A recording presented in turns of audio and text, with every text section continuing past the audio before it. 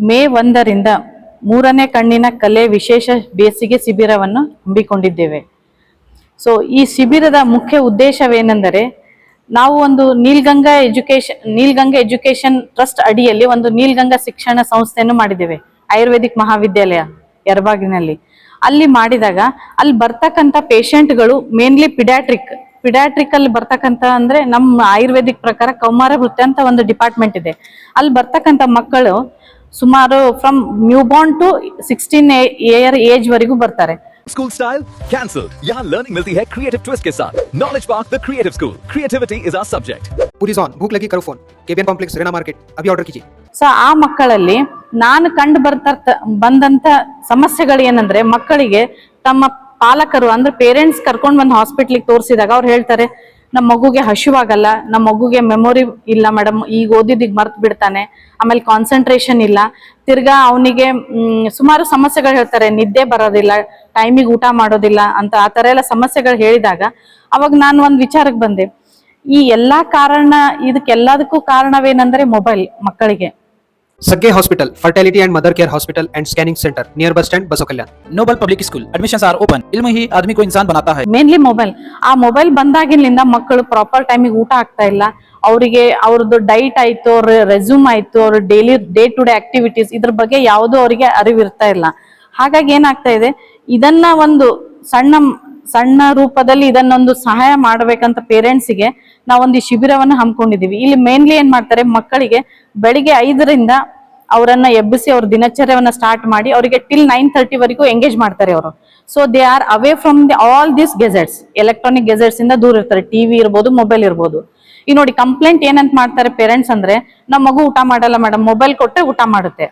So ಆ ಮಗು ಏನ್ ಊಟ ಮಾಡ್ತಾ ಇದೆ ಅನ್ನೋದು ಅವನಿಗೆ ಜ್ಞಾನ ಇಲ್ಲ, ಬರೇ ಊಟ ತಿಂತಾ ಇರ್ತಾನೆ ಅಷ್ಟೇ. ಬಟ್ ಅವ್ನ್ ಮೊಬೈಲ್ ಅಲ್ಲೇ ನೋಡ್ತಾ ಇರ್ತಾನೆ, ವಿಡಿಯೋಸ್ ನೋಡ್ತಾನೆ, ರೀಲ್ಸ್ ನೋಡ್ತಾನೆ, ಆಟ ಆಡ್ತಾನೆ. ಇದರಿಂದ ಏನಾಗ್ತದೆ, ಮಗು ತತ್ತು ಕೆಳಗಡೆ ಹಾಕಿ ನೋಡುವಾಗ ಅವನಿಗೆ ಬೋನ್ ಡಿಸಾರ್ಡರ್ಸ್ ಬರ್ತಾ ಇದೆ, ನ್ಯೂರೋಲಾಜಿಕಲ್ ಡಿಸಾರ್ಡರ್, ಆಮೇಲೆ ಫೈನ್ ಮೋಟಾರ್ಸ್ ಡಿಸಾರ್ಡರ್, ಇವನ್ನೆಲ್ಲ ಡಿಸಾರ್ಡರ್ ಡೆವಲಪ್ ಆದಾಗಿನಿಂದ ಆ ಮಗು ಕರೆಕ್ಟ್ ಆಗಿ ಊಟ ತಿಂದಿದ್ರ ಮೇಲೆ ಗಮನ ಇರಲ್ಲ. ಅದನ್ನ ಹೇಗೆ ಡೈಜೆಷನ್ ಆಗುತ್ತೆ, ಅದನ್ನ ಹೋದ್ಮೇಲೆ ಅವ್ನು ಆಟ ಆಡೋದು ಅವನಿಗೆ ಹವ್ಯಾಸ ಇರಲ್ಲ. ಅವನೇನ್ ಮಾಡ್ತಾನೆ, ಬರೀ ಮೊಬೈಲ್ ನೋಡ್ತಾನೆ, ಬೆಡ್ ಮೇಲೆ ಕುತ್ಕೊಂಡಿರ್ತಾನೆ. ಸೊ ಇದರಿಂದ ಗ್ರಾಜುವಲಿ ವೇಟ್ ಗೇನ್ ಆಗ್ತಾ ಇದೆ. ಸುಮಾರು ನನ್ನ ಕಡೆ ಟೀನ್ ಏಜ್ ಹುಡುಗಿಯರು ಫ್ರಮ್ 8 ಇಯರ್ಸ್ ಟು 14-15 ಇಯರ್ಸ್ ಮಕ್ಕಳು ಹುಡುಗಿಯರು ಬಂದಾಗ ಅವ್ರಿಗೆ mainly they are complaining of menstrual disorder and PCOD, and there is along with that there is a increase in their weight and thyroid issue is there. So mainly this is due to their sedentary life. So ಈ sedentary life ಅಂದ್ರೆ ಮಕ್ಕಳು ಹೊರಗಡೆ ಆಟ ಆಡೋದಿಲ್ಲ. ಬಾಳ ಅಂದ್ರೆ cricket ಆಡ್ಬೋದು ಅಷ್ಟೇ ಹುಡುಗರು, ಬಟ್ ಹುಡುಗಿಯರು ಯಾವುದೇ ತರ ಆಟ ಆಡಂಗಿಲ್ಲ. ಮನೆಯಲ್ಲೇ ಕುತ್ಕೊಂಡು ಟಿವಿ ನೋಡೋದು, ಇಲ್ಲ ಮೊಬೈಲ್ ನೋಡೋದು, ಅದು ಬಿಟ್ರೆ ಸ್ಕೂಲು ಕಾಲೇಜ್ ಅಷ್ಟೇ ಆಗಿದೆ.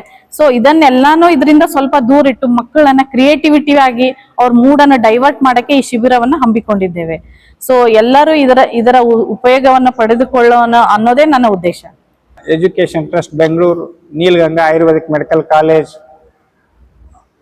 आयुर्वेदिक मेडिकल कॉलेज आस्पत्रे एंड रिसर्च सेंटर में हमने मई 1 से मई 15 तक जो एक विशेष शिविर आयोजन किया है। वो विशेष शिविर गांधार्य विद्या जो बोधने करने के लिए हमारा साथ मीनाक्षी मैडम धारवाड़ से आ रहे हैं। 15 दिन हम बच्चों को सिर्फ हमने लिखना पढ़ना वो हिसाब से हम ट्रेनिंग नहीं दे रहे। हमारा एक मकसद है भारत का संस्कृति और संस्कृत का विद्या भी सीखना है। गो पूजे से स्टार्ट कर उनको दीक्षा से हमारा साथ बच्चे 15 दिन हमारा साथ ही रहते हैं।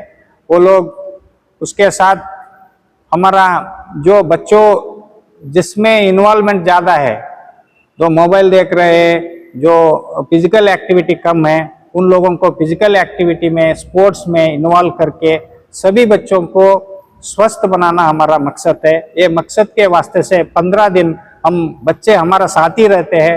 उन लोगों का जो भोजन है, जो धार्मिक विधि विधान है, सभी सीखना हमारा मकसद है। ये शिविर का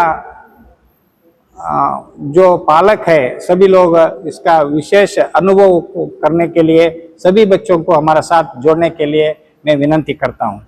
धन्यवाद।